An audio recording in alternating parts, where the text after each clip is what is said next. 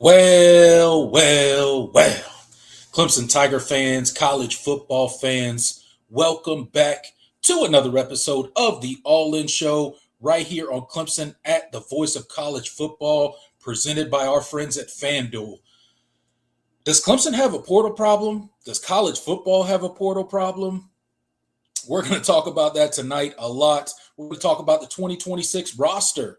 Talk a little basketball for those of you that are Clemson basketball fans. We will talk about that tonight as well. So all of that and more coming up in tonight's episode.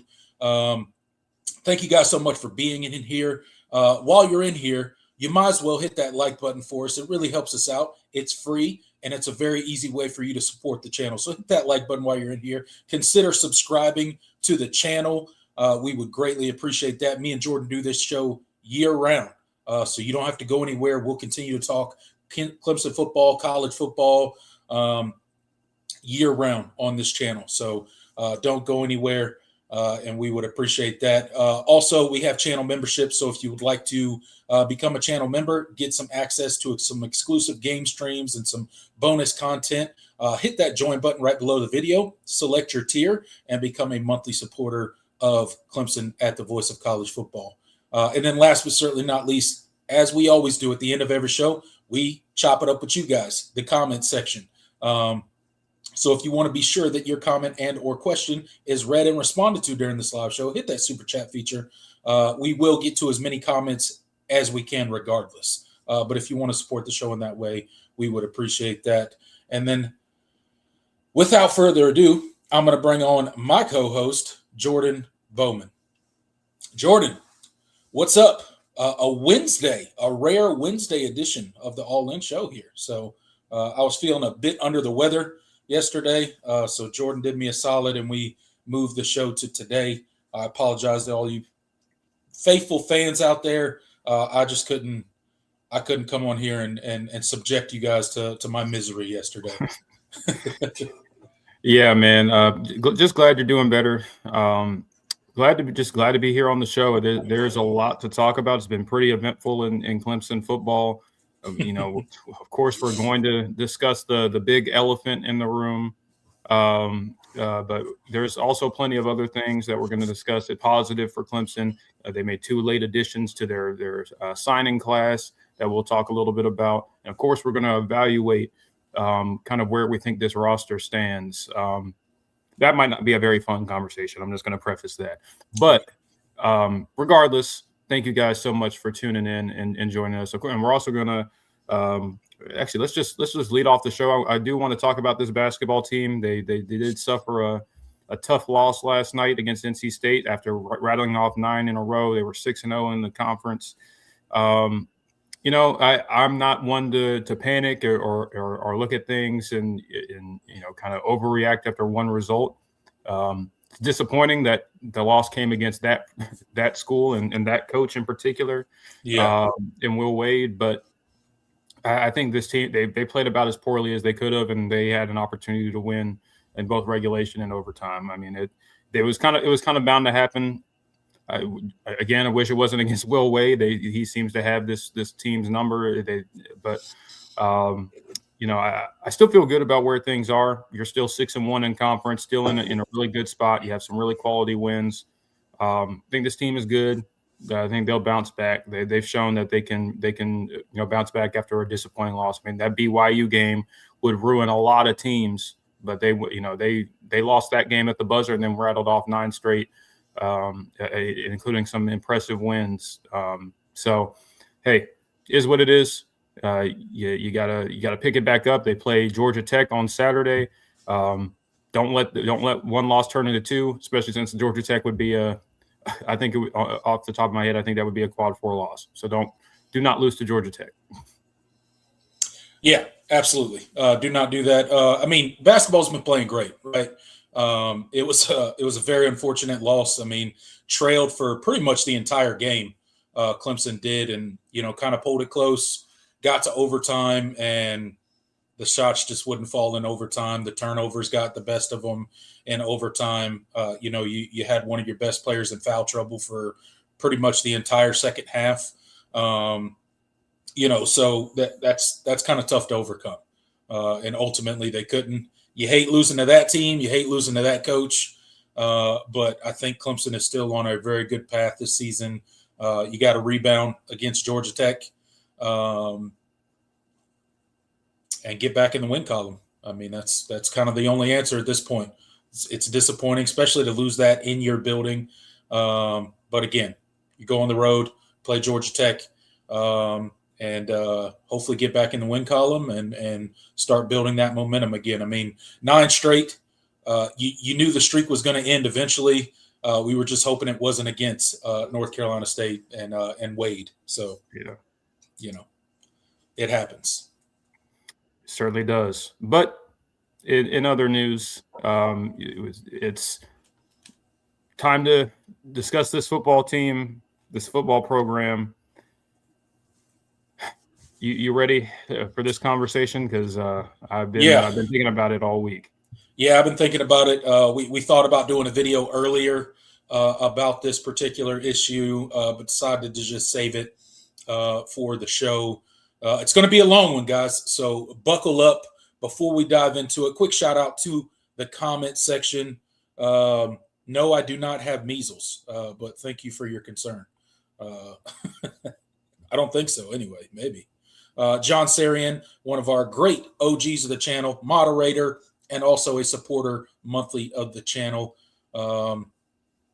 Trip Carr in here, Miami fan. Thank you for being in here. We know he's not staying at Clemson. Wet Sox is in here. Isaac Smith is in here. So thank you guys all for getting into the live chat already. Again, we'll get to you guys at the end of the planned portion of the show. But we got to dive into Clemson's portal issues.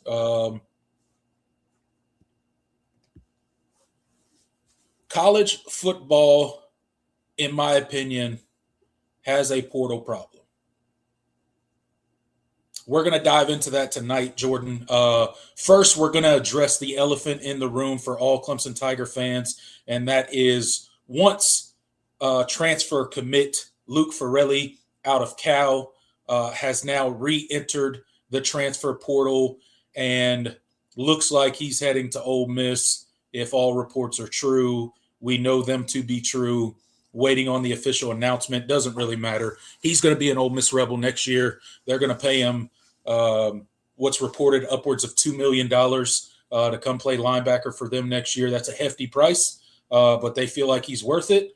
And Clemson loses out. So kind of just to give everybody a quick synopsis of what went down and kind of how it went down as far as last week. So you started hearing rumblings about Thursday of last week that there was some smoke in Ferrelli's camp as far as teams reaching out to him and trying to get his services for the 2026 season. It was kind of then reported that those were kind of quailed. If the reports are true, he was offered an initial amount by Ole Miss. He said no. He informed the Clemson coaching staff and Dabo Swinney that he was being tampered with by coaches of another university, Ole Miss, and he declined the first offer. Apparently, then head coach Pete Golding reached out directly to Luke Ferrelli, if the reports are true, and made an offer that he couldn't refuse. Some of the reports out there are upwards of $2 million, $2.2 million. You've heard several different reports, but it's looking like it's about a $2 million deal that he's going to get at Ole Miss. Obviously, that's a whole lot more money than Clemson was going to pay him. So he bolts. He turns in his laptop. He turns in his equipment. He leaves campus. He couldn't be reached for large portions of this kind of deal. He had already started school. He was going to classes. He was going to team workouts. He was actually at a team workout on Friday. Ultimately, Luke Ferrelli's gone. For all Clemson fans out there holding any inkling of hope, Luke Ferrelli is gone. He is going to go to Ole Miss. Clemson's going to put his name back in the transfer portal. All that is done. Now, some important facts to know is that he had not yet signed his NIL deal. There was not ink on paper. Yes, he had signed his scholarship. He had started classes. He had started working out with the team. In all intents and purposes, he was a Clemson football player for a week. However, he had not physically signed his NIL deal or his rev share deal yet. Therefore, makes it a little bit easier for him to bolt. So, Jordan, that's kind of a rough kind of rundown of what happened. Any insight you can add on the Luke Ferrelli and any questions that you can answer for some of our chat members here? Yeah, no, I mean, I think you summarized that whole saga pretty well. I mean, listen, guys, I'm not one to complain and moan about how things are right now. They are what they are. This is a blatant case of tampering. Yeah, it's about as egregious as it gets. And this is one of those situations where I don't know much that Clemson could have done differently. It would have been nice to have that NIL or rev share deal in place, before he enrolled. That's not always the case, and this is far from the only example of that. Lots of times with transfer portal commits, sometimes they negotiation goes into after they sign their scholarship papers, after they enroll. That was still being worked out. Reports have been anywhere from $800,000 to $1 million that Clemson was going to pay him this season. So pretty hefty deal for a linebacker. I mean, you guys got to remember, we're talking about linebacker here. It's not the most premium position. No. In terms of NIL dollars. They don't command the most money in the transfer portal. But Clemson has a real need at linebacker, and he was worth the price. I mean, you're not going to get. There weren't much better options than him in the portal. I'm just being honest. Yeah. And he could have helped you and started for you immediately. He's that good. I think he does have an NFL future. Good player, very versatile. Would have been a nice replacement for Wade Woodaz, who's departed your program. So now you're in a situation where Clemson they have two options. One, you let it go. Yeah. You just throw your hands up and say, is what it is. This is the cost of this is what can happen in this era of college football with no rule. I mean, there's rules, but there's no enforcement. Or two, you can make a big stink. You can go about this and make it, go public with this, do whatever you have to do. Even if it means going after Ole Miss legally, that's certainly on the table. All of those things are possibilities. From what I can gather, it seems like Clemson is closer to doing the latter than the former. And I think it's a good thing. I mean, the worst that can happen on Clemson's end is nothing comes of it. No enforcement happens. Yeah, you already lost the player. This isn't about recouping and getting Luke Ferrelli back. I think it's about changing the way things are done and what is allowed in this sport. Because I mean, that's about as bad as it gets. I've heard some really bad stories over the years since the advent of NIL and the transfer portal. There have been some pretty blatant cases of tampering. This is about as bad as it gets, especially if you get, lots of times like they'll work through an agent, they'll work through, some other back channels. It's not usually the head coach of a program directly contacting a player who is currently enrolled and signed to another school. Yeah, that does not happen often. I'm pretty shocked at how egregious Ole Miss went about doing this, especially considering their own grievances against their their former head coach for doing some very similar things. I don't know, man. It was pretty shocking to when all that stuff started to come out last week. But now it's Clemson. Like I said, Clemson has a decision to make, and I think they're going to. I think you're going to see Dabo and this administration with administrative backing, kind of air this out publicly, because if they have the receipts, I think they need to show them, because that's ridiculous, man. And it's really unfortunate for a team that, at a position of need and at a time where, all this stuff is happening last minute, the end of the transfer portal window, where you can't just go and get somebody now. It's right. The window closed, and there's not many options out there right now that you feel pretty good about getting, and then the other ones that you could get, don't know if they help you all that much. So it kind of screwed you. You went and got your guy early, and then he leaves in the 11th hour. That's pretty crappy. Yeah, it's a really bad situation, and it's bad for Clemson from a football standpoint. Just starting with that, this is not good. This makes Clemson's defense worse next season. That's just the fact of the matter. You can think what you want about the kid. The fact of the matter is he's a really good linebacker, and he would have been starting opposite Sammy Brown for the 2026 linebacker core for Clemson, right? Unfortunately, that's not going to happen.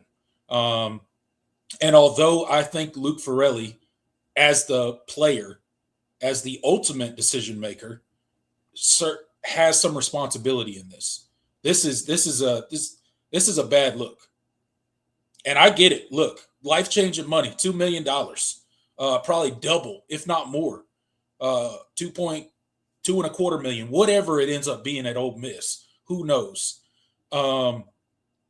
It's impossible to say no to that kind of money. So that's why I said he only shoulders part of it. The other part of this is when you have a sitting head coach of a college football program in Ole Miss, Pete Golding, reaching out directly to a college football player, not his representatives, not his agent, not his parents, directly to the player. You're a sitting head coach. He's enrolled in another school, going to classes already, working out with another football team. And you contact him directly and offer him money he cannot refuse. So who's really at fault in that situation? The player or the adults in the room? I think it's the adults in the room. I'm not absolving Luke Ferrelli of everything, but I'm absolving him of a lot of it, because how many of us would say no to $2 million as a linebacker? Linebackers don't get that kind of money. So what I want to see happen, and what I think needs to happen for college football, because this is we'll get to the bigger college football implications later. This is not just a Clemson problem. Like, we're talking about the Clemson issue right now. This is happening at Washington. This is happening at Duke with Miami right now. This happened last year with that Wisconsin cornerback that wanted to transfer. Wisconsin refused. Xavier Lucas refused to put his name in the portal, so he just disenrolled from Wisconsin and went down to Miami, enrolled in school, and the NCAA let him play. No penalty. Just let him go play. Play for Miami this year. Just play for a national title, right? So the system overall is broken. There are rules. Tampering rules are in place in college football. However, no one's enforcing them. This is a clear-cut case of tampering. This isn't, Luke Ferrelli went on a visit to Clemson. He's verbally committed. And LSU calls him and is like, hey, how much they giving you? We'll double it. That's different. That's just, I don't like that either, but that's just the current landscape of college football that we live in. But after he's enrolled, going to class, on the team, doing workouts, that's where it transitions from I just flipped a player to I tampered with an active player on another team who was no longer in the transfer portal. There's a big difference there. So for people that are trying to muddy those waters, it's very crystal clear. It's very cut and dry. Pete Golding contacted Luke Ferrelli directly and tampered with him. That's unacceptable. And what is the NCAA going to do? They're going to do absolutely nothing about it because the NCAA has no teeth. Every time they try to enforce a rule, they get sued into oblivion. They have no teeth anymore. They have no power. They know it. Everybody else knows it, which is why Pete Golding, as a sitting head coach, is bold enough to contact a current player not in the transfer portal on somebody else's roster and offer them a buttload of money. That's why he's okay doing it. He doesn't care. He knows nothing's going to happen. And until somebody stands up with receipts and calls this out publicly and airs it out in the public media for everyone to see, nothing is going to change. And it may change nothing. But what I would like to see Clemson do is call it out. I don't care about Luke Ferrelli. Let him go play for Ole Miss. That's fine. He's made his choice. That's cool. It's not good for Clemson from an X's and O's standpoint, but it is what it is. What I want, though, is for Dabo Swinney and this Clemson administration to call it out, to show the receipts. Say all the names. Don't be vague about it. Call it out directly. Pete Golding, this is what he did. He texted Luke Ferrelli on this time, on this day, said this. Here's the screenshot. That's what I want to see. Because until somebody stands up and starts calling this stuff out, I don't know that college football ever changes. And I don't know that the NCAA will be able to do anything anyway. But we got to get to a point in college football, Jordan, where we have a governing body. The NCAA might be dead. And somehow these conferences have to get together and either elect a commissioner or some sort of governing body that is going to have the ability to enforce rules. It cannot just continually be the wild, wild west in college football. This is crazy, dude. Like, no other sports league anywhere ever operates the way that college football operates. No. There's no rules. Contracts don't mean anything. You can leave. You can go wherever you want. You can sign for whatever you want. You can up and leave a week later, 4 days later. Like, it's crazy. This is not sustainable. You got places like Iowa State. They lost 54 players to the transfer portal. Like, what are we doing, bro? Like, what is happening? I think for the entirety of the transfer portal, there was over 10,000 people in the transfer portal this cycle. That's insane, man. Like, what are we doing?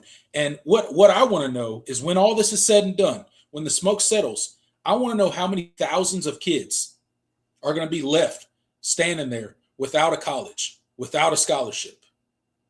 So you jumped in the portal listening to somebody about, oh, you can go get X, Y, and Z, you can go get money.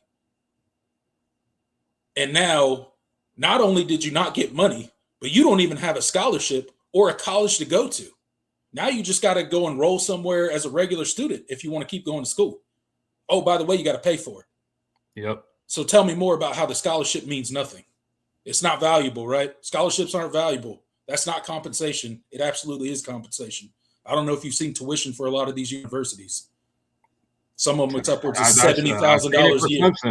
Yeah. God. So college football is completely broken. How it's fixed at this point, I don't know. I mean, at this point, what is it going to have to get to a point where these athletes are employees, where there's a collective bargaining agreement? Like, that's where I'm at this point. And I've never been like for that type stuff, but like at this point, we need a college football commissioner, a governing body. We need a CBA, and they need to be employees, because that's the only way to enforce these things. That's the only way to get compensation. So if somebody wants to come grab your star quarterback, okay, he can leave. You got to pay this amount of money, just like a coach, right? If you come take our head coach, you got to pay us X amount of money, right? Like at that point, I think that's what we're getting to. I don't know how else you solve this. I mean, it's the wild, wild west. These agents are like fly by night. They're not legit agents like the NFL agents. They don't have certifications and all this stuff. They're just people. It's absolutely crazy, man. I don't know, man. Like you just look across the country and like outside of the Luke Ferrelli thing in Clemson, You see the stuff happening with Darian Mensah. Saw the stuff with the Washington quarterback. I mean, it's all over the place. It's sad. It's a sad state that college football's in. There's no loyalty in college football, and I get it. I would want to make the most money I could make too. But it just makes it hard from a fan perspective. Me being a lifelong college football fan, like, I mean, it's hard to like root for players anymore. Like, it's like you're loyal to your team, and like the players are whatever now, and that's not how it used to be. But that's where it's getting. I mean, when you got 54 transfers out of your university, like what if you were an Iowa State fan right now? Like, what? You don't even know your own roster. You're like, hey, who plays for Iowa State? I don't know. I got no idea. I'll find out when they kick off on weekend. I'll find out when they release an updated roster. I'm not going to recognize any names. But the saddest part is like the NCAA is irrelevant. They're teethless. They have no authority anymore because they've been sued. Every time they try to enforce something, they get sued. I don't think this commission that's supposed to review NIL, I don't think they're going to be any more successful. I guarantee you the first time that they go in there and dispute somebody's NIL deal, they're going to get sued to oblivion too. And they're going to have no teeth, just like the NCAA. So right now we have rules in college football, but there's no one there to enforce them. So essentially, the only rule in college football currently is there are no rules. Who's like, let's think about it at this level. Who's making sure these teams are only spending what they're supposed to spend? Who's checking that? Nobody. I mean, who's checking that? So it's supposed to be schools themselves, if they are. They're responsible for policing their own spending. Right. I mean, so it's supposed to be what, $22.5 million or whatever it is, right? Over all the sports for rev share. Not NIL, but rev share. Who's to say they ain't spending 30? Yeah. Who's going to stop them? Who's going to check them? Especially if you're a private school that doesn't release spending, and like very hard to. How are you going to verify what Miami does? What Miami is spending in rev share? And I just point that out is because they're a private school. They don't have to report those things. They're not a public university. So that's where I'm at, man. College football it's a mess, man. And I don't think there's an easy fix here. But I think you got to start by having a governing body, by having a commissioner, by having one or a group of people that are of authority over the entire sport, not the conference commissioners, because the conference commissioners have a job, and it's not to look out for the overall health of college football. The conference commissioner's job is to look out for the overall health of their conference. So it's got to be somebody or a group of people that are over it that can start calling the shots. And maybe it takes all the conference commissioners coming together and voting on somebody, or I don't know how it works out, but there's got to be some sort of governing body that has the ability to enforce rules in college football. And until we get there, it's going to continue to be the wild, wild west. And it really, like this version of college football is a turnoff for a lot of fans. Some fans, I'm sure, love it, but there's a lot of fans out there that hate this. And one of the things is, it's like college football produces so much money because of the fans, because of how many people watch, because of how many people go to games, because of how many people consume college football content. And when you start losing people, those ratings go down. But we'll see, man. I don't know the fix, but I know it needs to be fixed. I do know that. Yeah, brother. Yeah, I mean, and and I think you really outlined how frustrating it is from a fan standpoint. I mean, Clemson, as Clemson fans, we've been pretty, fortunate. That's the one thing, if anything, that Clemson's philosophy regarding transfers over the years has helped with is, at least I'm still invested in, I can still get invested in the roster. Now, this year is going to look a lot different. I mean, at least compared to previous years, there's going to be a lot of new faces. Yeah. And just not to mention the guys that are departing the program. So it's going to be a unique year from that aspect. But year to year, Clemson has, retention has always been a priority. And so you always I mean, you could follow players throughout their careers. You followed Cade Klubnik through his ups and downs. You followed Peter Woods and T.J. Parker and Wade Woodaz and Sammy Brown now, and all these players that have have defined the last few seasons for this football team. You were able to watch them grow. I mean, even the guys of the recent past, the Phil Moffas and the Adam Randalls, the Will Shipleys. So like it was like from that aspect, it's cool, but it's in a lot of other places, it's not like that. And people will, I think John made a great point in the chat, talking about how people will point to how great the numbers have been for college football. The college football playoff was pretty awesome. I mean, you and I watched the national championship game. It was a great football game. It was. No, I mean, so like the product is not suffering from a viewership standpoint, but I think that's such a very surface level way to look at it. If that's all people are pointing to, it's like, see, everything's fine. No, I mean, I think over the long term, we're still in the pretty young phases of this new era of college football. But I think, as time goes on and you continue to have things now the way they are, I think you're going to erode just the underbelly of what props up this sport. I mean, this sport can't revolve around the college football playoff, man. It's just that's not how this sport used to operate. It was never about the postseason. I mean, back when the national championship was selected by polls, and even like going back to the BCS where you only played you only had two teams.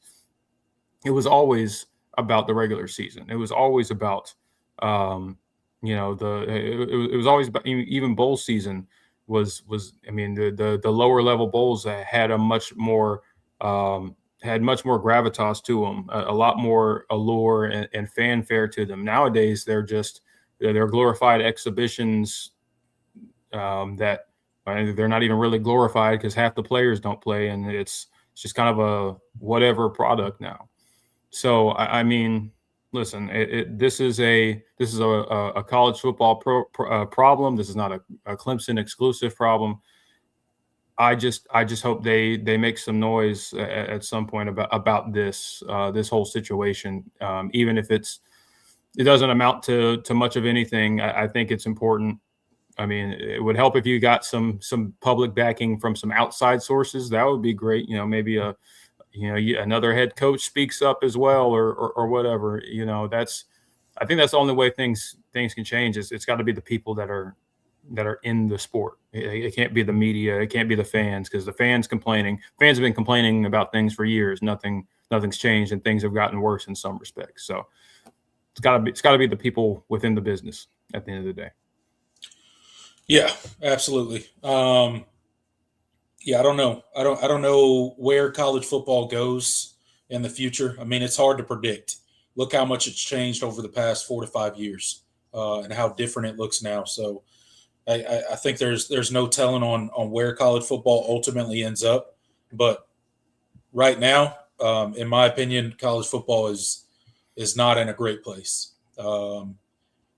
And it's going to take strong leadership in order to lead them out of where they're currently at. I mean, you just, for the longest time, the NCAA refused to allow players to do autograph signings and camps and whatever the case may be to make a little bit of money. If they would have just caved a little bit then, we would not be in the situation we're in now. Now the floodgates are open. Yeah. Now there's legislation everywhere in different states and all this nonsense, and now they've lost all control. So we're basically on this ship without a rudder. We're just we're being tossed around with the waves of the ocean at this point, and we have no direction, no clear discernible direction on where college football is heading, because there's nobody driving the boat, man. There's nobody in charge. There's nobody with any sort of vision on where this all ends up. And that's the really unfortunate thing. And as a fan, this sucks, man. This sucks to watch. Like it sucks to have your team gutted each and every offseason. Or if you're, God forbid, you're somewhat of a smaller or more or less significant school in the grand scheme of things of college football, right? You're not at or near the top of college football. You got a star player. Best believe he's gone next year. Yep. Best believe you can't hang on to him unless you just got like a boatload of money and you're just going to spend it on that one player. But I mean, then what do you have as far as a team, right? So, I mean, that's just, I hate that. I don't care that players make money. I think they should get their cut of the pie. They should have been getting paid for a long time. They're putting their bodies on the line. They are the talent that is attracting all the fans. But where we're currently at, this ain't NIL, man. This is not NIL. Like, I'm so sick of calling this NIL. Like, I don't even know why we still pretend and call it NIL. Like, yeah. It's just pay for play. There's no NIL. Like, I'm gonna start calling it pay for play. Yeah, it's not NIL. It's pay for play. Hey, how much, Jordan? How much is it going to take you to come play for my school? Man, $2 million. Done. Gotcha. Yep. Come on. Go ahead and enter your name into the transfer portal. We'll lock it up. Shoot, I mean, I would settle for $100K right now. Listen, NIL is I go sign 1,000 jerseys and sell them, or I go do a commercial for a local store or car dealership or whatever, right? That's NIL. I do something for you. Like NIL deals, like remember when DJ Uyangalele, right, was doing the Dr. Pepper commercials? That's NIL. I do a commercial for you. You give me money. That's NIL. NIL is not, whatever oil tycoon in Texas is like, what quarterback do you want, coach? All right, go get him. Just tell me the number. I'll write the check. Yeah. That's not NIL. And that's what college football currently is. It's a pay-for-play model. There is no limitations to the pay-for-play that you can do. If you got rich enough boosters, you can buy any amount of players you want without limit. What's the NCAA going to do about it? Nothing. What's this new commission going to do about it? Nothing. So, yeah, you only have $22.5 million rev share, but you have limitless NIL if you got those kind of boosters. There got to be a solution. There's got to be a solution. And I feel like we're not even close to one. So, I don't know, man. I don't know. I don't know either. It's one of those things where you feel like, I mean, you feel pretty helpless. It's pretty, you're just kind of, we're just along for the ride at this point. And it's not a good feeling. It's not a good feeling. I mean, and it's easy for us to complain because, hey, I mean, it's also coincided with Clemson taking a significant dip, just with their standing in college football. This is the worst season. This past season was the worst it's been since 2010. I mean, we've been pretty spoiled in that regard, but also it's kind of a compounding factor for sure that, it's things are not looking great. And, within the last few seasons and now, nothing looks like it's going to change for the better. And nothing looks like it's going to put you in a more advantageous place to get back to where you want to be. That's tough feeling.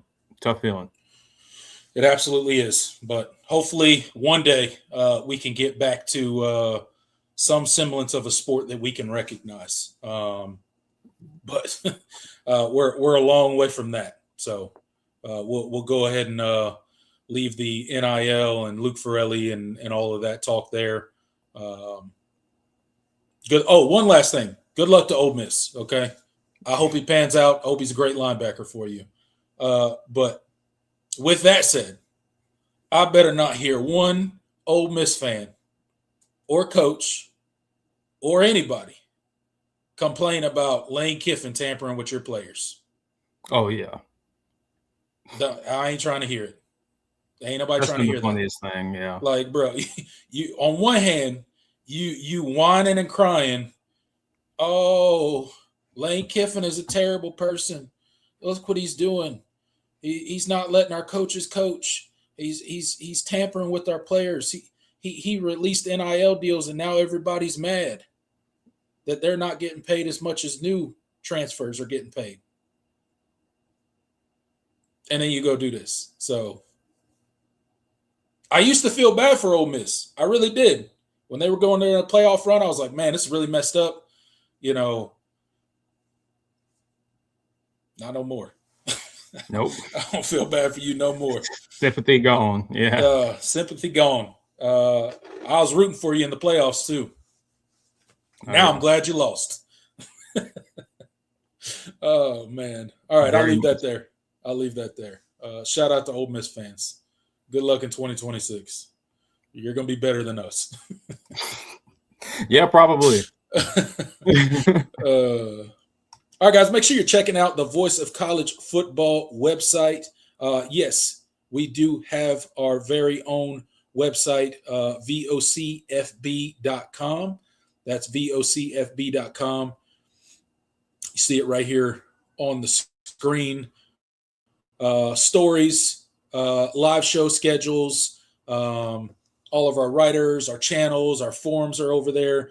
So your one-stop shop for all things Voice of College Football. Go check it out and let us know what you think of the new website over there. We appreciate your support.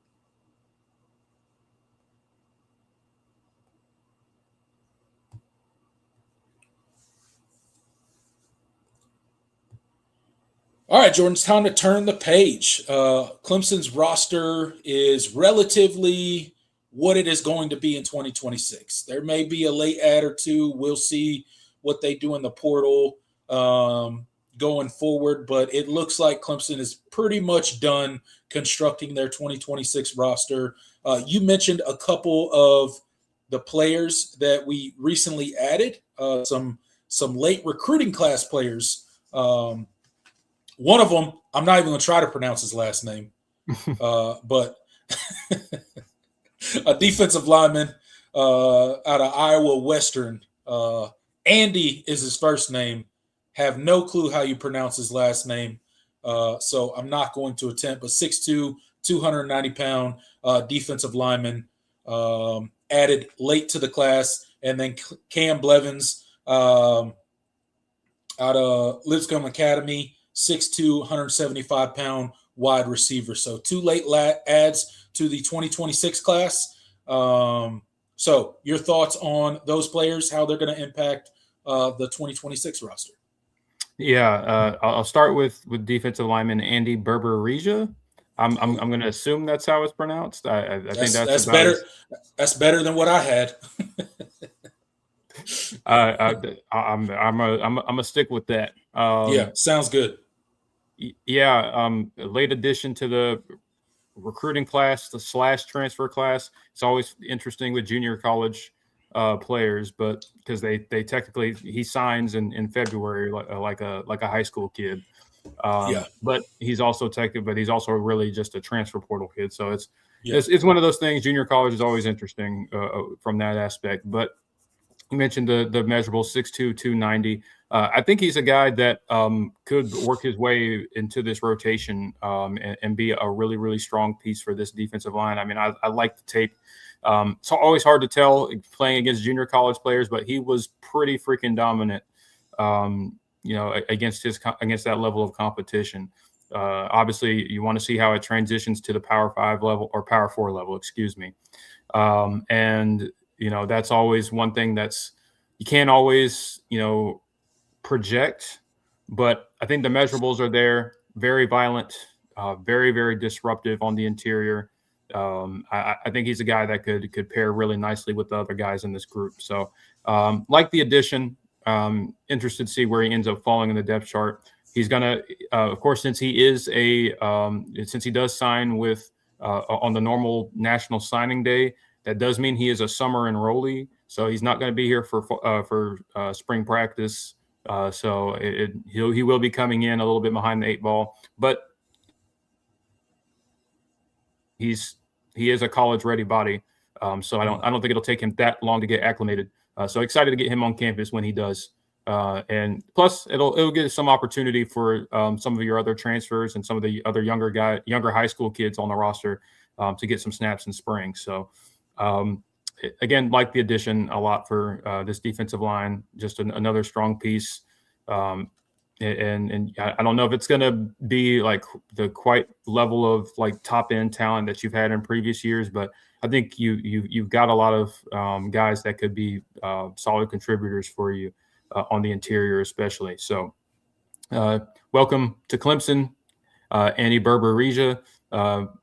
Notable that we did flip him from Nebraska, and so yes. Obviously, a guy that wasn't just we picked him off the street. He was wanted by other Power Four teams. So I think he was the number 6 overall player, junior college player. So yeah, excited to have him on the roster. And then the other, the high school signee, wide receiver Cam Blevins, as you mentioned, from Lipscomb Academy, kind of a do-it-all athlete, plays basketball.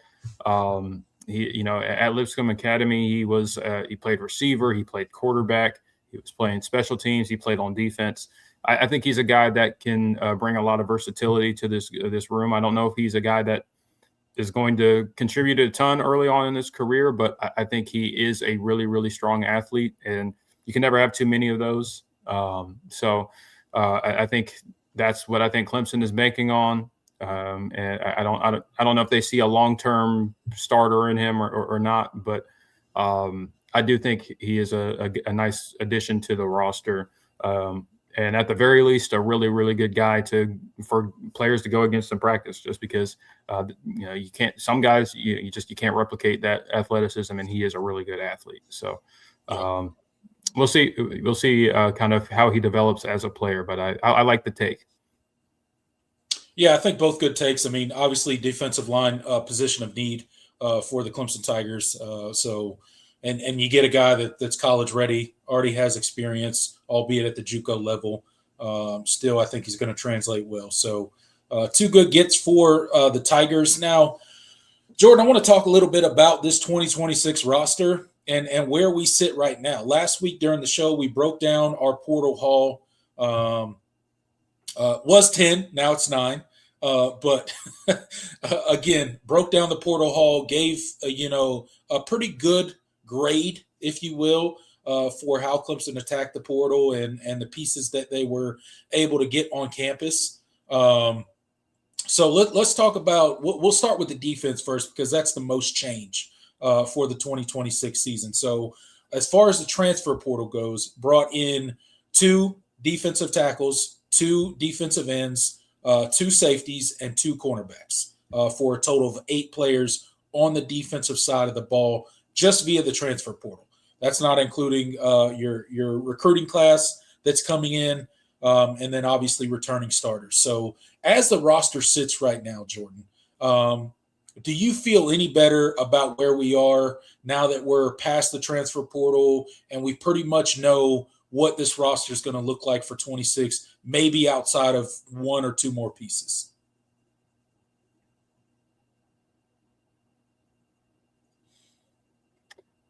I slightly, not very much better.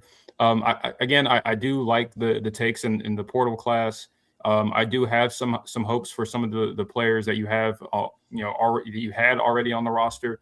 But in order for this team to avoid what last season was, you're going to need some guys to take some leaps and show some things that they just haven't in their careers to this point. You're going to need some young guys that have been, kind of waiting in the wings to finally kind of grow up, especially on defense right now. You need guys everywhere really to step up. That's why you brought in the portal pieces you did, to kind of give them some buffer. But you still got to have a team. You can't just start 11 guys all every snap of every game. It doesn't work like that. You got to be able to rotate bodies in. Like I said, I really like where things sit with the defensive tackle room. It's about as good as you could have done for the most part. You got guys at need, at the position of need there, and you got some guys that I think can play for you. And then you still have some young pieces that have some potential. The Vic Burleys, the Heaven Brown Schulers, Champ Thompson coming back, and you got the incoming freshman and Cam Cody. So you have some pieces there that you can work with, along with the transfer portal guys. Defensive end, I have my questions.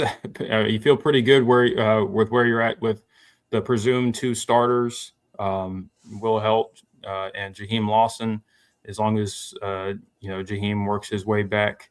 But past that, don't really have a whole lot of definitive answers there right now as it stands.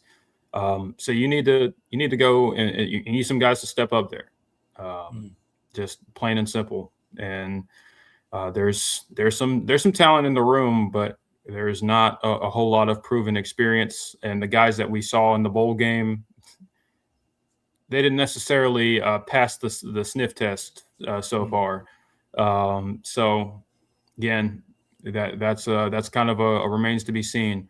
Linebacker, yuck.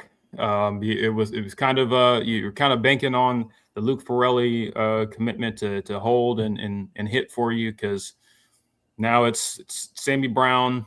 Yep. Kobe McLeod, I think, did come on a little bit strong at the end of the year, so I do have some belief that he'll be able to take another step forward. But past that, your guess is as good as mine, man. I mean, what are we going to see from guys like Drew Woodaz and C.J. Cooper Taylor? I don't know. I don't know. I don't know where. I don't know who's going to step up in this room. Who does this coaching staff trust?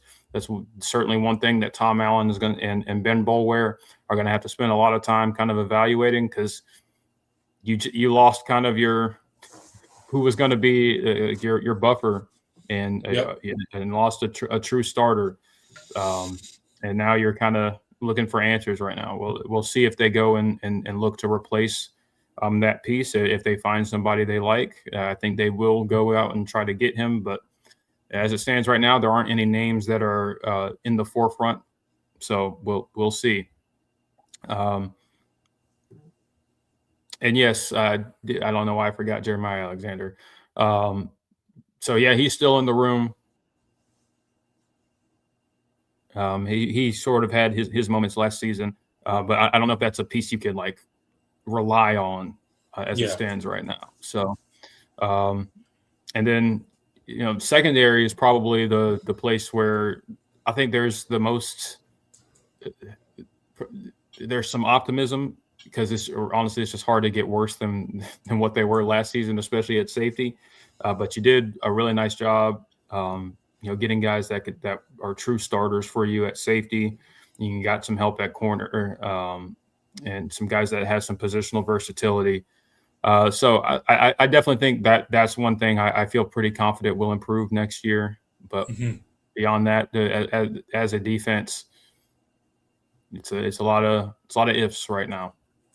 Yeah, and there's certainly a lot of questions when it comes to the depth of a lot of the positions, right? I think the only real position that you feel definitively better about is the safety room. Yeah. I think you got significantly better there. Outside of that, I think you got some pieces, and we'll see how they work out. But you got depth issues at end. You got depth issues certainly at linebacker. Who's going to step into that Wade Woodaz role? You got Sammy Brown, but he can't do it all himself. So certainly still a lot of questions on the defensive side of the ball. I mean, you added 8 guys, 9 guys if you count the JUCO transfer / recruit. So I mean that's definitely helps out there with the depth. But Still a lot of questions for me on the defensive side of the ball. Are they going to be better in 2026? I don't know that right now. I'm not confident in saying that they will be. I think you brought in some really good pieces, but again, that remains to be seen how they work out. I don't feel great about it. I'm going to be completely honest. Don't feel great about this roster. You definitely filled some holes that you had in the roster. You did pretty well in the portal. Could have done better. Could have done worse, right? So we'll see how it shakes out. I'm not super excited about this roster, right? We were really excited heading into last year. Look how that worked out for us. So I'm just going to be very cautious this year. I don't have very, very high hopes. This was always going to be a year where it was going to be, last year was supposed to be the good season. This was supposed to be kind of a bit of a rebuild because you were losing so much through graduation and NFL and all that stuff that you were anticipating in 2026. And that has arrived. But, by the way, we're coming off of a very disappointing season. Yeah, it really feels like, the way you attacked the portal was you went and got some guys that probably raised the floor of this team a little bit. Yes. I don't think this is you're trying to avoid just an off the rails type of season. Like as bad as last season was, nobody's immune from 4-8. It could always be worse. It could always be worse. So we're trying to avoid the Florida State 2-10. Yeah, type of thing. Exactly. But I don't know if you necessarily raise this team's win total by much as it stands right now. That's just me being honest. I don't see a whole lot of high end talent on this roster. There's some guys that I think that have some potential, but that you don't have a whole lot of guys that I feel like are true high ceiling types. I think there's some guys that are solid football players, solid college players, but in terms of the guys that you need to collect and amass and to win championships, I don't know if you have a whole lot of that right now. I don't think you added any real game changer type players, right? So you added some good pieces, and you definitely added pieces at positions of need. But I mean, if I'm being honest, really the only position that I feel better about is safety. On the defensive side of the ball right now. Now I may be proven wrong, and those players could get into Clemson and flourish and produce at a high level. I hope that happens. I'm just not super confident in this roster, and I don't think if I had to bet right now, I don't think there's a significant difference in this defense next year. Yeah, I especially when you don't have the high end talent that last year's defense had. I mean, Will Helt is a dude, and Jaheim Lawson I think is going to continue to step up. But defensive tackle, no more Peter Woods, who's going to be a first round pick. Yeah. No more DeMonte Capehart. No more TJ Parker, guys that were higher level, projectable NFL talents. I don't see that on this defensive line right now nearly as much. So it's tough to be excited that you're going to get the same level of production from this group that you did last year or even years past.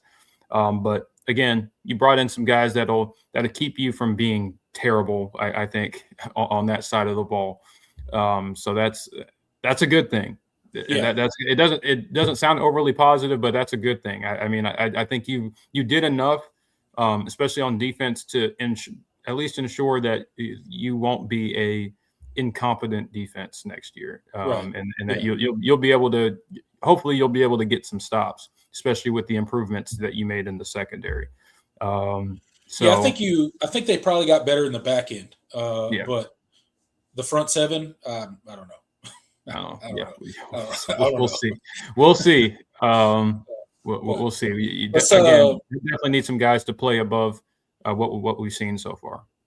let's hit this $5 super chat real quick Yeah. before we move on to the offense. Crossfaith Army, thank you so much for supporting the channel. Thank you for the $5 super chat. At this point, Clemson needs to do what Indiana did. Not one 4-star on that team and went 16-0. Development, what you get and scheme to your players. Develop what you get and scheme to your players. Yeah. Yeah. I mean, I totally agree on the development part. I don't think the way going forward is trying to replicate what Indiana did. I mean, at the end of the day, I mean, Indiana's a great story, and Kurt Cignetti is a phenomenal head coach, and what they did this year was pretty remarkable. But I still think talent acquisition at the end of the day is important, is extremely important. Yeah. So I don't think Clemson needs to abandon the efforts at getting high level talent out of the high school ranks or in the portal.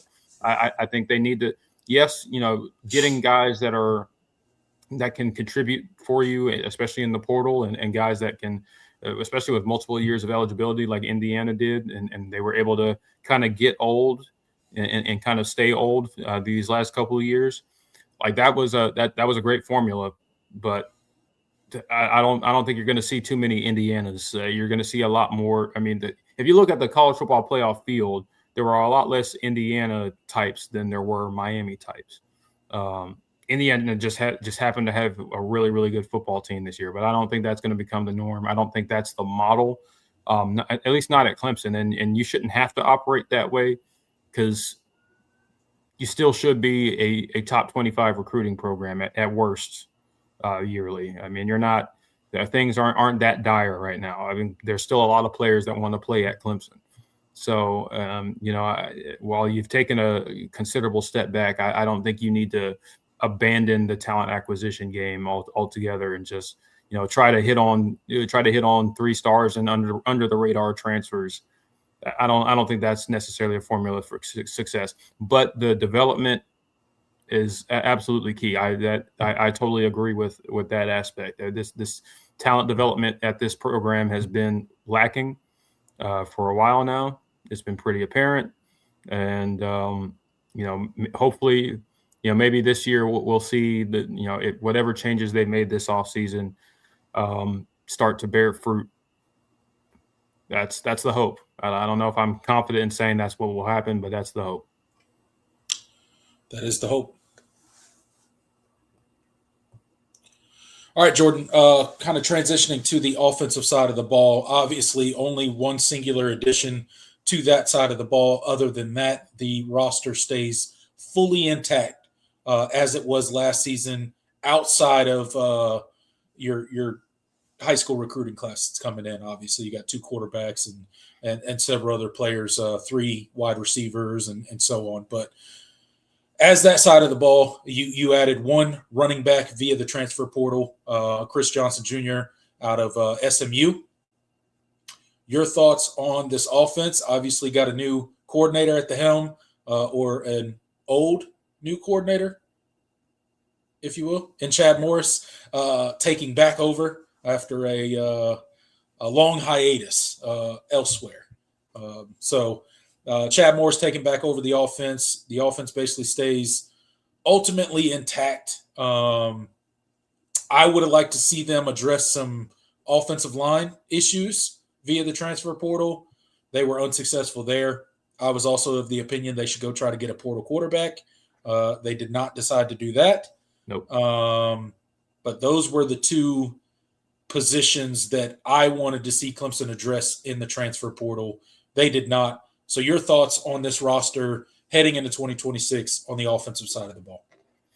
Yeah, another place that has questions, but for different reasons, a little bit. I think, honestly, for the first time in a while, I feel like the offense has more juice to it than the defense, just in terms of, I think guys that can end up being high level players for you. And I think a lot of it stems from the recruiting class and some of the younger players in that room. I just feel a little bit better about it right now. But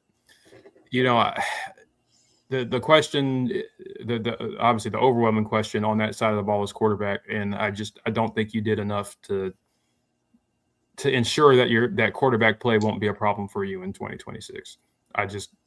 I'm not saying that Chris Vezina can't be the guy.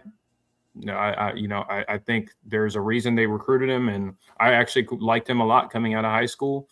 But this is a really, really big gamble to take. I mean, you've made two gambles by one, a retread hire at offensive coordinator, a guy who has not been a coordinator in 6 years, and then also going and getting. I'm sorry, not going and getting, but also just standing pat with your fourth-year quarterback who has not started. He started one game in his career, has hardly played, and even in garbage time, and just has not shown you a ton to be confident that he's ready to be QB1 in 2026. So you took two gambles there that you didn't necessarily have to make, and so now you're just kind of banking on the fact that you've put enough around them, at other places, offensive line, receiver, tight end, that it's going to be running back. It's going to be just be a successful offense regardless, because the pieces around the quarterback are going to be good enough. I can't guarantee that to be the case, even though there's a lot of players on this offense that I have some hope for. I mean, obviously, retaining TJ Moore and Bryant Wesco was paramount. So, I mean, you still have high-level NFL talent there. I think those are two guys that could be first-round picks at receiver, as long as Bryant Wesco kind of recovers right. But you have Matt Luke, who brought in the best offensive line class probably in Clemson history. Just in terms of quantity and quality, hard to complain with what you were able to do there. I think you did bring a nice dynamic piece at running back to kind of give some help to that room. So there's a chance that this could work out offensively, just with the pieces you have some options to work with. So I don't think it's totally hopeless on that side of the ball. But again, I don't see enough sure things right now to be confident that this offense is going to be much better than it was last season. Maybe you run the ball better. I do think that's one thing that's in the cards. Maybe you do run the ball better. With just another year of Matt Luke, and also Chad Morris is going to want to run the football a little bit more traditionally to what Clemson, and Dabo likes to. Mm-hmm. So, maybe there'll be some more success there. So, maybe getting back to some of the more zone run schemes and stuff like that. Yeah. But again, the quarterback position is going to be pivotal in this offense. If you know a Chad Morris offense, it is very paramount to have the right signal caller in place for his offense to have success. One of my big concerns is, one, Chris Vezina doesn't have a lot of experience. When you have seen him, it's been a mixed bag.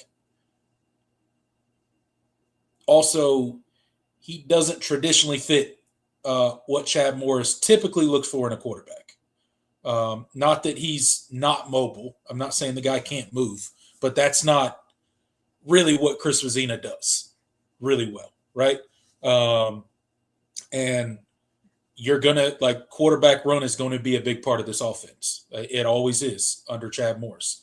So that's definitely a point of concern for me for the offense.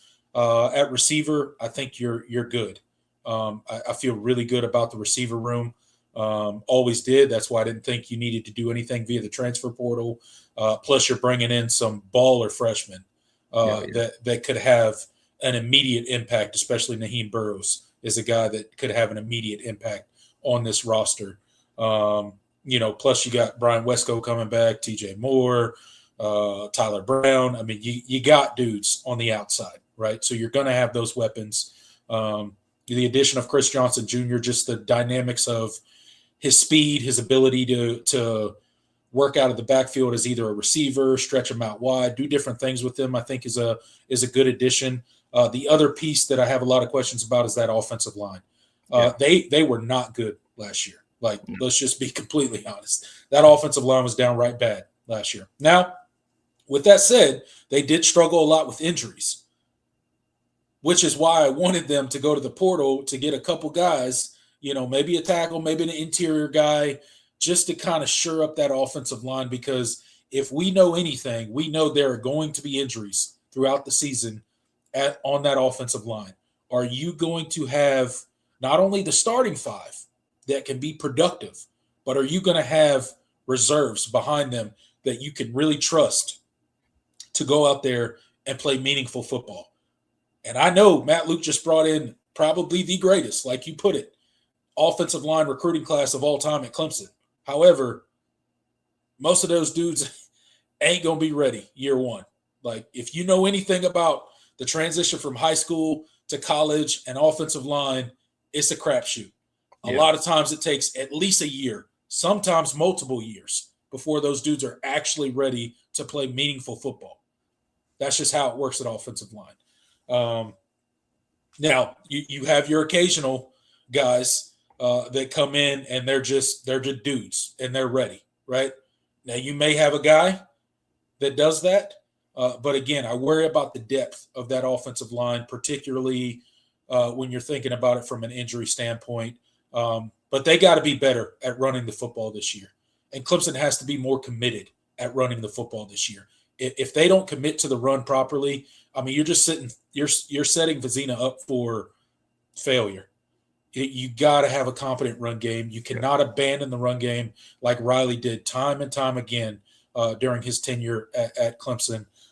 So I would love for Clemson to get back to more of that zone blocking scheme and the stuff that they've been really good at. And in the past, when they've been good at running the football, that's how they've done it. The kind of the pulls and the traps and all the stuff that Garrett Riley liked to do, it never seemed like it really meshed with the offensive line. And maybe that was part of, like, it didn't mesh with Matt Luke's philosophy on offensive line and how he teaches them, or maybe it was an ability standpoint. Who knows what all of them. I'm sure there were multiple factors, but the traps and the pulls and all, it just did not work for Clemson. And you got to get back to, I think, some of that zone running scheme, put a good running game in front of Chris Vizina, and then, let him take his shots, because he's got a good deep ball. He can throw the ball down the field. He can stretch the field vertically. So I think that's a positive thing. But again, lots of question marks here on the offensive side of the ball, just from the most important position, quarterback, and then the depth of that offensive line. It makes me super worried. Yeah. I mean, if there's anything that gives you some hope is I mean, you're relying a lot on nostalgia in the past, but this receiver room is going to be pretty good again. I mean, you got a lot of options there, and you infused it with some youth that I think will, especially as you mentioned, Naeem Burrows. I think he's going to be a guy that contributes early. Yeah.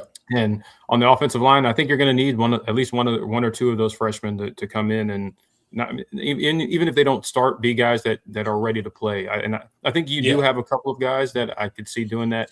Really, really high on Chance Barkley. Grant Wise could be a potential center candidate if he comes in and is ready. He's he's more than ready physically, but just picking up the playbook and all of that and that transition. I think he's a guy that could compete for that job. So maybe you see one or two of those guys step in. You need Braden Jacobs to come back, Lord knows, fully healthy and be a stalwart there, at least at one of the tackle positions. And then beyond that, you got to have a healthy mix of guys in the interior. You need Elijah Thurman back from injury. You need some younger guys that played late in the season, Ronan O'Connell, Mason Wade. You need to see those guys kind of take the next step. Mm-hmm. And Hell, Dietrich Pennington is still on the roster. If there's any year for him to finally, show us something and step in and be a contributor, it's got to be this year, man. So, this group they needed a lot of guys to step in and be ready to play because it just hasn't been good enough. Harris Sewell, Colin Sadler, those guys are now older guys in the room. They need to be leaders. They need to take that next step too because it's been up and down for those two at different points during their career. It's time, man. It's time. You got to step up. Yep. And it's going to be super important this season because you got to protect that quarterback. And putting a competent running game in front of them will go a long way in solving some of those issues there and having the ability to take those shots that Chad Morris likes to take. All right, got a couple super chats here before we move on, Jordan. Crossfaith Army gets in again with another $5 super chat. Thank you so much for your support. Says Clemson doesn't have the money to get top talent. Get what you can and develop it is what I'm saying. Indiana playbook matched the players and worked. Yeah, I mean, I agree. Like, I don't think Clemson has the money to go and sign a top 5 class. That's just I don't think that's realistic at this point in time. But you still have more than enough money to play with to be competitive, enough to be a top 15 to top 20 recruiting team. I don't think that's out of the realm of possibility. I don't think that's too much to ask for. If you commit the resources to it, I don't think Clemson is hurting that bad for cash that they are just we just got to resort to recruiting outside the top 30 every year because we're just not going to be able to get guys. Like I don't think that's the recipe. But getting regardless whether you have a top 5 class or a top 50 class, the guys you bring in you have to develop them. Yes. And the scheme matching the personnel I think is a great point. Yes. So if the Chad Morris experiment works, it'll be because you had a really strong roster that fit what he wanted to do, and in a lot of ways there are some guys that fit what Chad Morris likes to do. So, I mean, I don't think this can't work. I told you guys a million times at this point since the hire was made, was not a fan, still not necessarily a fan. But I'm not of the opinion that it can't work. And if it does work, it'll be because you were able to the scheme match the personnel, and you were able to adapt the scheme to the personnel. More importantly, it was not even just hoping that the guys you get match what Chad Morris is going to run. It's also got to be Chad Morris molding what he wants to run to fit the guys he has. So. Which I mean, that's the job of every coordinator, but it's all the more important this year when you have a first-year starting quarterback. Yeah, and that's kind of the piece that worries me a little bit. If you remember back to Chad Morris when Deshaun Watson's freshman year and Cole Stout, when Cole Stout was in, he was not really set up the best, right? Like Chad Morris was still calling the game like Deshaun Watson was behind center, and he wasn't, right? So that part worries me, right? Especially when you have the guy that's going to be your proposed starter, right? We're all assuming Chris Vizina's probably going to win the job. Now, there's a chance somebody else beats him out, sure. But the betting favorite to be Clemson's starting quarterback in 2026 is Chris Vizina. Yeah. Dabo dedicated a lot of resources and time into making sure that Chris Vizina stayed on the roster. Just letting you know. So, all intents and purposes, Chris Vizina is the de facto starting quarterback as it stands right now. I'd be shocked. I'd be shocked if he wasn't the starting quarterback for Week 1 at least. Yeah. Where it goes from there, we'll see. But he's going to be the starting quarterback. So we'll see. We'll see how it goes. Again, more question marks than answers for Clemson's football team in 2026. Shout out to Jermaine Ellis. Thank you so much for the $2 super chat. Appreciate you. Thanks for supporting the show in that way. Guys, I need your guys' help real quick. I was looking at the likes on the show. We got 58 people in here, and I only got 23 likes. Can y'all help me out with that? Bro. Can y'all help me out with that? Y'all killing me. It's free, and it's a really easy way to support the channel. So hit that like button. Also, while you're doing that, there's a subscribe button right there as well. Just hit the subscribe button. Come hang out with me and Jordan all summer long. We're like 30 subscribers away from the 6,000 mark. So help us out with that too. Appreciate you guys. Thanks for being here. The show is not over. Don't go anywhere. Just wanted to mention that quickly. Make sure you are checking out the Voice of College Football merch page. That's right. We have launched merch. We have merch for each and every one of our channels, including the Clemson channel. So I'm going to show you guys. I'm going to pop it up here on the screen, show you the merch. We have hats, different colors there, shirts, polos, all the stuff there. That's the Voice of College Football. Again, there's all these teams out here, all the different team channels, including our Clemson Tigers here. So this is the Clemson merch. Again, hats, shirts, polos, tumblers, coffee cups, koozies, anything you could want. So if you want to support the show and also get yourself something nice, go check it out. VOCFB-shop. That's VOCFB-shop. Go check it out. Get yourself something nice and support the show. Thank you guys so much. Last thing I'll plug here, catch Clemson live on all your favorite audio streaming platforms, Apple, Spotify, Amazon, wherever, whenever you like to listen to podcasts. Make sure you're searching up Clemson Live. All of our content is over there. Give us a follow, rate, review, subscribe. Give us a download over there. We appreciate your guys' support listening with audio only.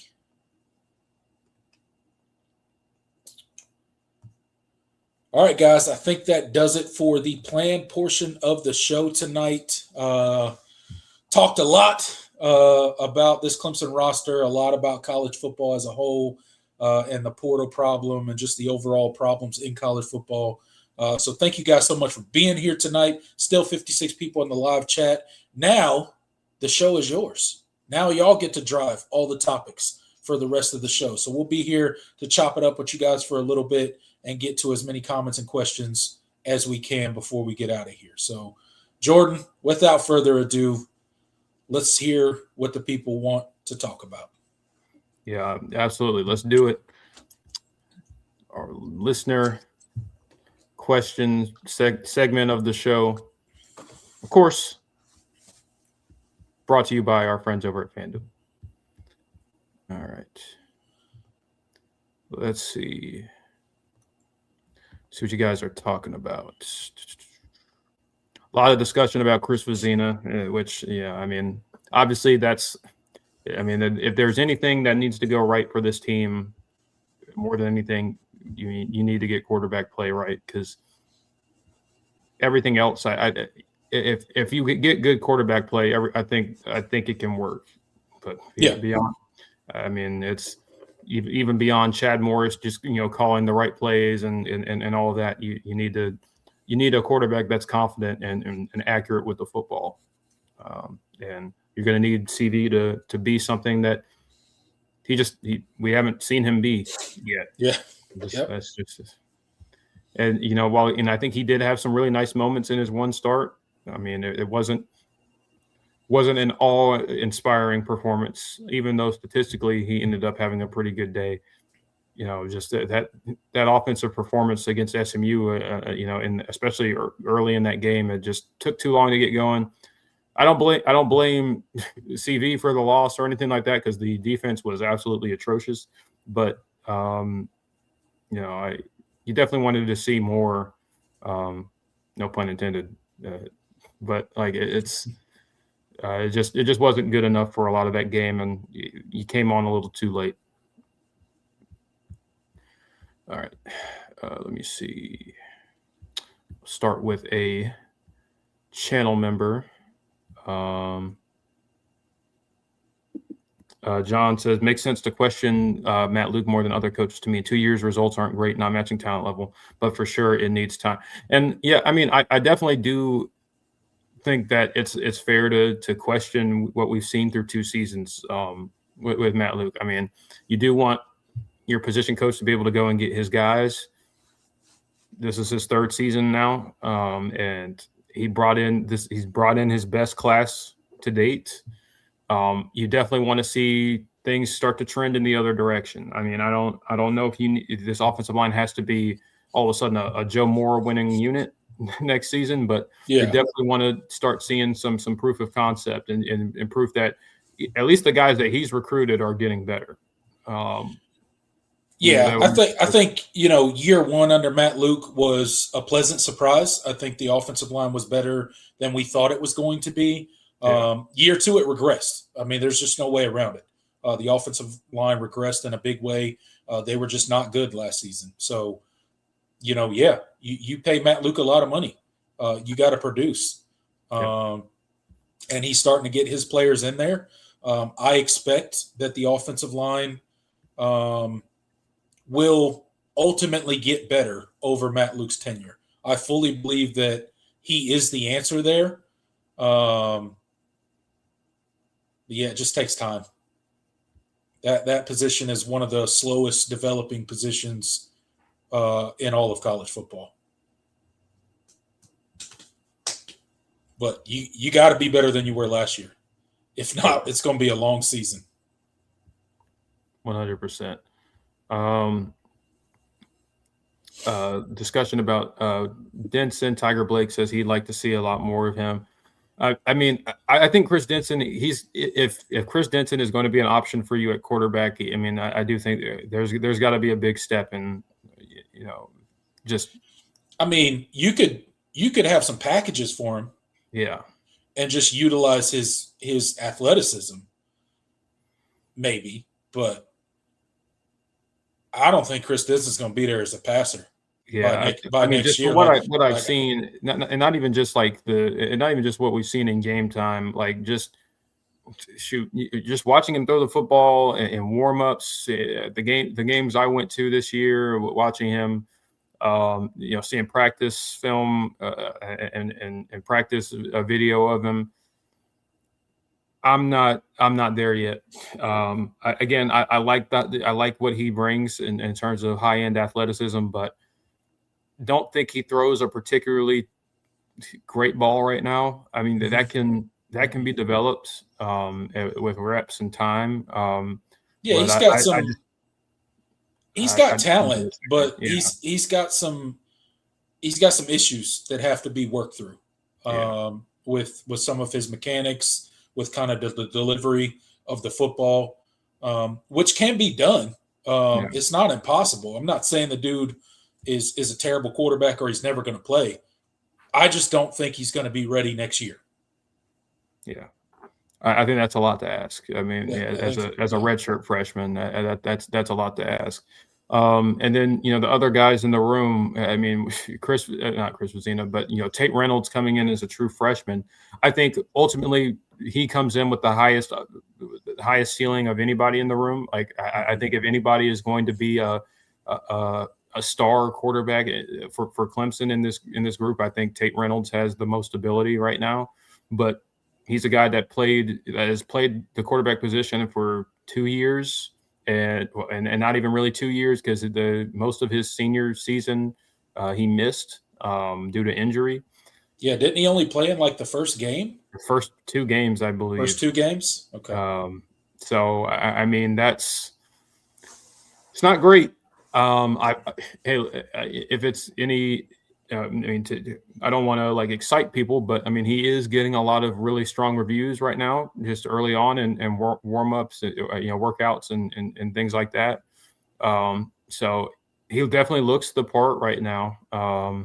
I don't know if that's going to translate to him being ready to start for you, because we got a long way to go before we can have that conversation. We'll see what comes out of spring when we get into that. But as it stands right now, I mean, they really like what they have there. But I can't bank on him. Yeah, I don't think you can bank on him just coming in and being ready to start for you this season. I think that's an unrealistic expectation, not impossible, but an unrealistic expectation.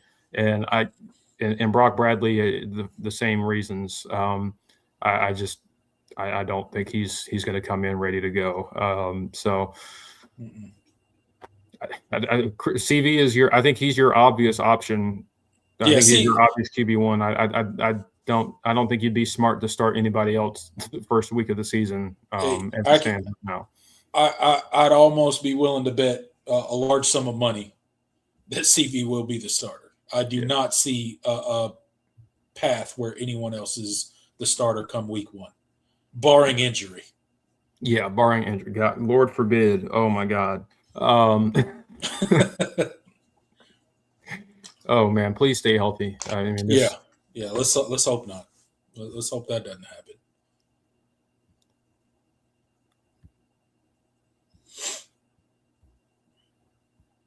Let's see. Yeah, John says that there's a lot of energy and optimism with Morris. Which is great, and I never questioned Chad Morris's ability to relate to players. I mean, he's a very likable guy. He's very personable. Yeah. He's not I don't think that was ever going to be a problem. No. But the players got along with Garrett Riley too. Garrett Riley's a pretty likable guy. I mean, it takes more than that to put together a good offense. And we were excited about this offense last year, and we saw what came of that. So, I can't buy into player optimism right now, because the players were optimistic, overly optimistic last season in some respects, and you weren't good enough on either side of the ball. So I can't get behind it yet. No, I'm not, me either.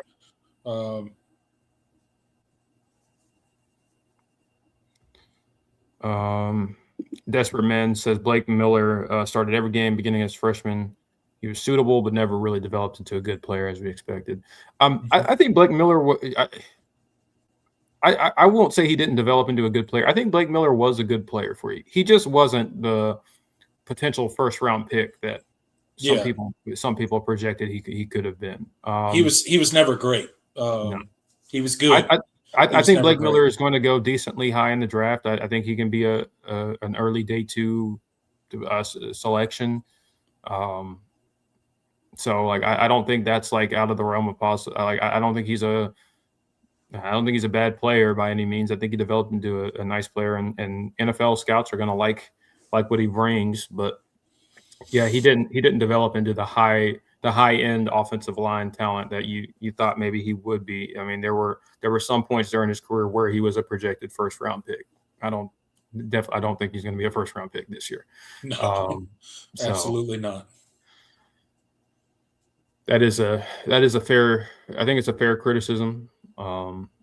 And it's kind of an eyebrow raiser that he never really, especially as a guy that played as much as he did. You can't even really point to injuries hampering his, because he was a pretty available player for you. I mean, I can't think of a game he missed. That wasn't maybe a couple during his career. Who, Blake Miller? No, he never missed a game. Yeah. He never missed a single game. Yeah. Blake Miller played every single game from the time that he walked on Clemson's campus. I can't think of a game he missed. Yeah, from the time he walked on Clemson campus until he just left.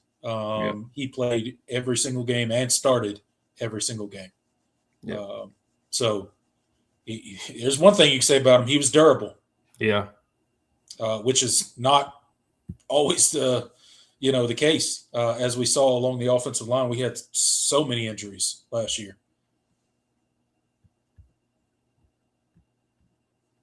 Let's see.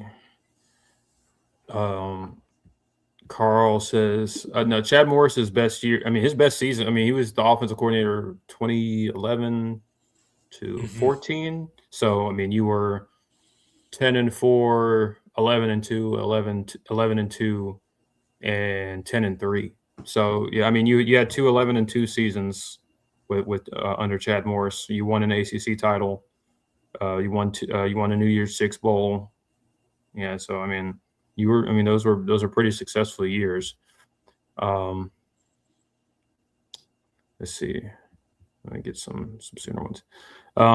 David says Cade was magic on the move. He was not poised in the pocket. Yeah, I mean, Cade Klubnik was certainly a much better player outside of the pocket than within structure. Most of his career. I mean, it's funny. I went back and watched that Texas game the other day. I did not recognize the quarterback I was watching. I don't know where that player went. Never saw that again. That was truly something. I mean, even in a loss, I mean, people were doing cut-ups of that game film during the offseason, talking about Cade Klubnik QB1. I don't know why we never got that again. Feels like so long ago now with how the last season played out. It does.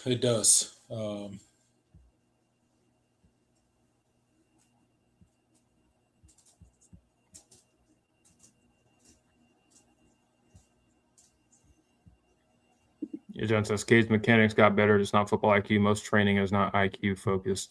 Yeah, I mean, that's true. I mean, it's very much so, mechanics, footwork, the tangible aspects of playing quarterback, not necessarily the, understanding of X's and O's.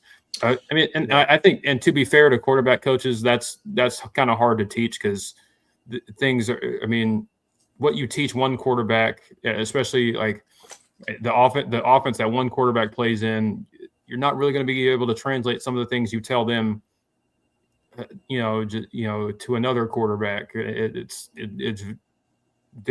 different for everybody. Different offensive coordinators have different verbiage, different rules, different all sorts of things. So it's kind of hard to be like, yeah, we're going to work on these progressions. You can do that a little bit with some of the baser concepts, but I mean, that's not always going to translate when they go back to school and the offensive coordinator or their quarterback coach is telling them something different. That's just the reality of offense. There's a lot of ways to run it, a lot of different ways to kill the cat. So, let's see. Isaac says CV is our best option. Yeah, I think as it stands right now, I think he is. Yeah, right now he is, no doubt about it.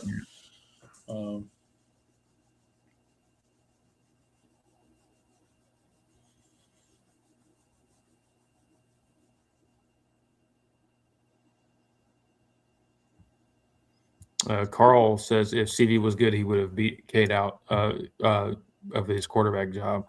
And I mean, I agree that Chris Vizino was not a better option than Cade Klubnik last year, and or the year before that, and that's why he didn't play, and that's why he didn't start. I agree with that. I think Chris Vizino was not better than Cade Klubnik. Was not a better option than Cade Klubnik last year. So that's the reality. That doesn't mean that this season is going to be the same, and that like he's the same player as he was last year, but now Cade is just no longer in the way. There is development that could happen, that we do hope happens. So I'm not out on Chris Vizina. I don't think there's no world where he ends up being a good quarterback for you.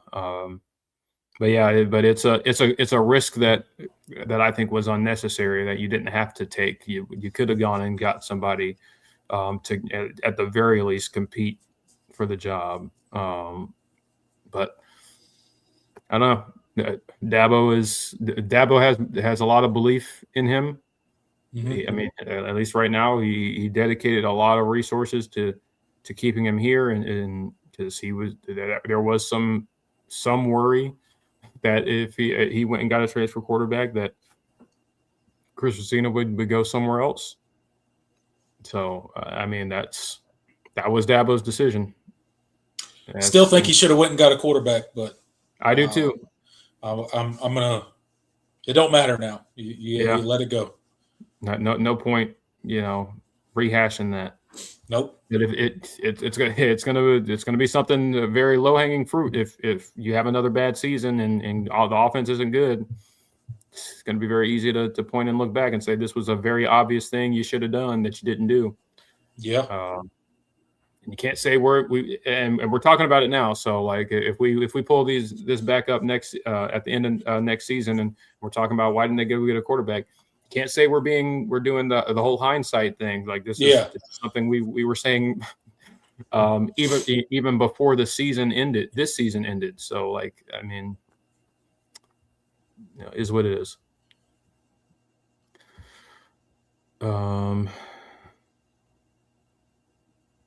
Johnson's point is players are feeding off more energy. GR didn't have it. And, I guess we'll see. Yeah. I mean, look, Morris is going to command the room in a way that Garrett Riley didn't.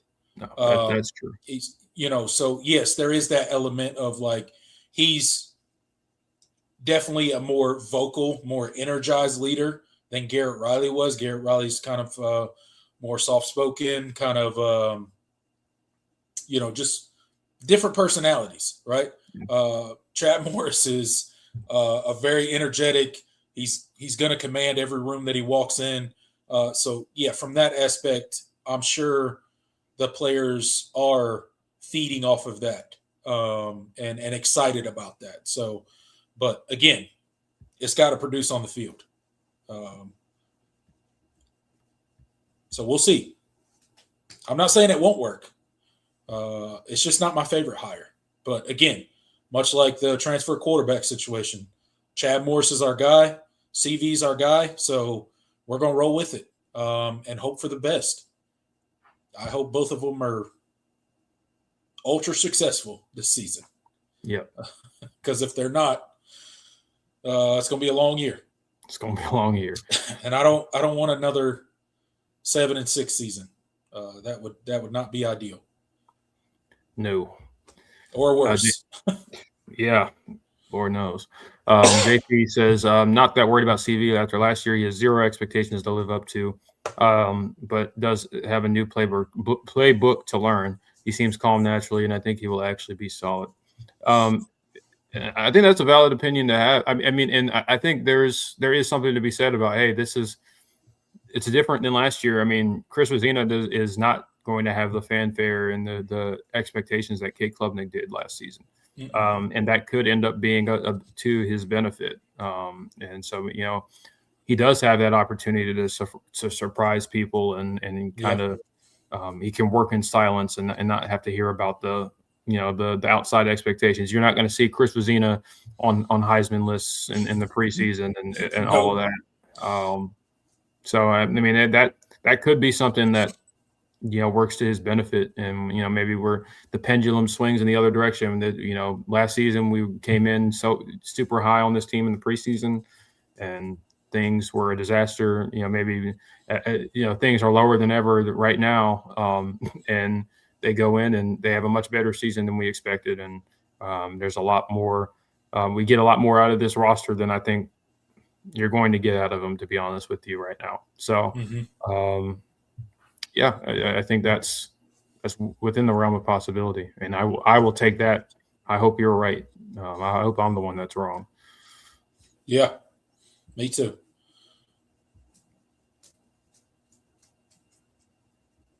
All right, let's do a couple more and then wrap it up for tonight. You guys have been awesome. Make sure you're still running up that like button. Still got a good amount of you in the live chat. I don't know what the like counter is at. I haven't looked, but it's at 34. Okay, that's better, but we can still do better. We can do better. We can do better. So y'all make sure to hit that one. Let's see.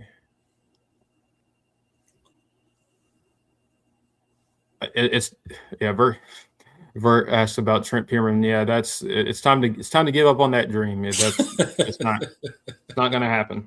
I'm done talking about Pierman. It's just not a thing worth considering at this point. Man, it's never going to happen. That's funny, dude. That's funny.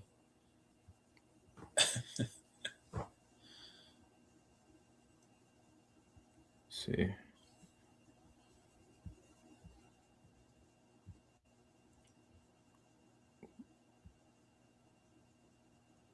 See. Ended off with a channel member. David says, "I wonder how much say that Morris had in getting a portal quarterback or rolling with CV." I'm gonna be honest with you, not much. Unfortunately, because I do have reason to believe that Chad Morris was interested in potentially going after a portal quarterback. Not necessarily that he didn't think he could win with Chris Vizina, but I think it was a good way to get some competition in the room. Ultimately, Dabo decided we're going to stay pat with where we are, and yeah, maybe minds can be changed. I don't know if Dabo's can, but theoretically, minds can be changed, and you'll have another portal window, and to potentially go and get somebody after spring if things don't look aren't where you hope, but not betting on it. Not betting on it. I think the room is going to be what it is for 2026, and you're going to need somebody you got to hope that your guy is the guy, and or if not, one of the other guys in that room steps up, because this is a risk that if any other coach was in this position, that they would not take. I can just tell you that right now. I don't know of any other college football coach worth his salt right now that would be happy with where his quarterback room is right now. Yeah. Yeah, I don't know. If the goal is to win championships. Yeah, I'm sure Morris had some an opinion about it, but ultimately when it comes to roster construction or roster management, Dabo is always going to be the ultimate decision maker there. Not that Chad Morris or Tom Allen doesn't have input, but ultimately Dabo is going to make the decision. He made it. I don't think it was the right decision. But unfortunately for Clemson, you're stuck with it now, regardless of how it looks, because this is the new year of the singular transfer portal. So, barring a coach getting fired or taking a new job, your quarterback room is what it is. Yep.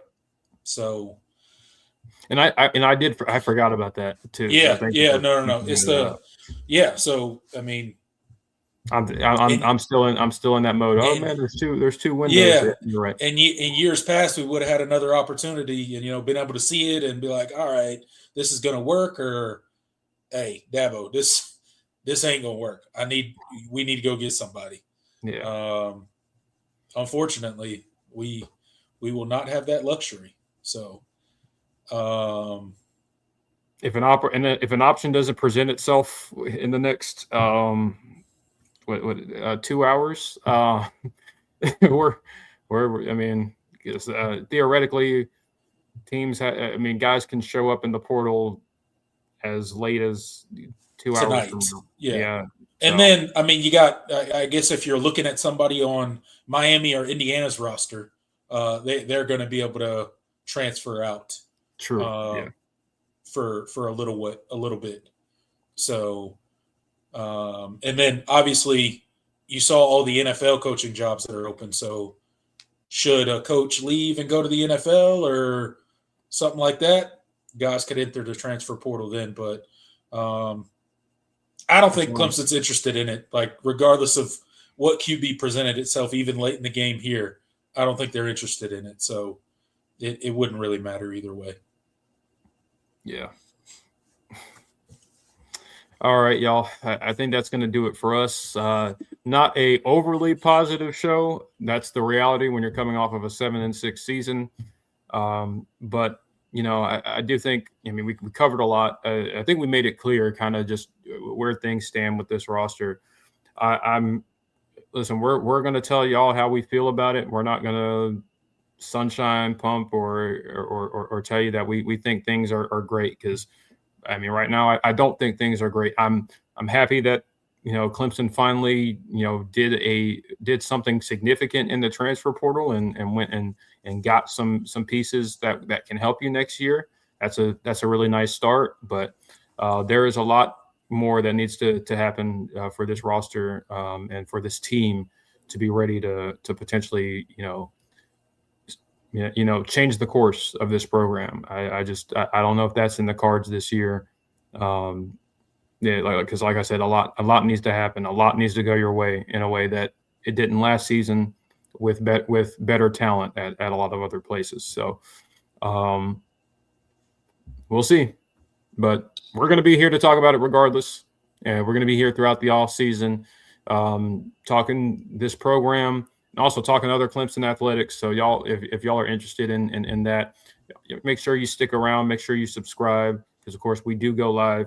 Obviously to Wednesday this week, but Tuesday nights at 8 p.m. going forward. So y'all make sure to tune in. We'll have a lot to discuss, I'm sure, next week. But hey, basketball team is good. I'm excited for baseball season to roll around. We'll be here to talk about that as well. Softball. So a lot to keep us busy in the long off season, because ultimately we're still college football fans. I'd rather college football be here than not, even when Clemson isn't very good. So thank you guys for keeping us sane, because that's really why we do this. It's more, some people will say, I mean, we're here to keep keep y'all sane, but really it's you guys that keep us sane. We would lose it not being able to talk about this program on here. So we appreciate each and every one of you that chose to listen to us and tune in, and hope you guys stick around for those of you that are new. Yeah, absolutely. No doubt about that. Coming on here and just being able to unload and get your thoughts out is definitely a form of therapy, and appreciate each and every one of you that watch. Shout out to you guys. You guys are the real MVPs here. So stick around through the off season. Promise we will have plenty of content to try and keep you guys entertained throughout the long desert of the college football offseason that we have now entered. But we don't believe in off seasons here. We do this year round. So shout out to each and every one of you. See you guys next week, Tuesday, 8 p.m. for another edition of the All In Show. We may be on here sooner than that. You never know. So make sure you click that bell so you get notifications and never miss us when we go live. You guys have a great night. Enjoy the rest of your week. Stay safe. Snowstorms are coming, apparently, to the East Coast. So hope everybody stays safe. Hope everybody has power throughout. And we will see you guys right here next week, 8 p.m. Go Tigers. Later, y'all.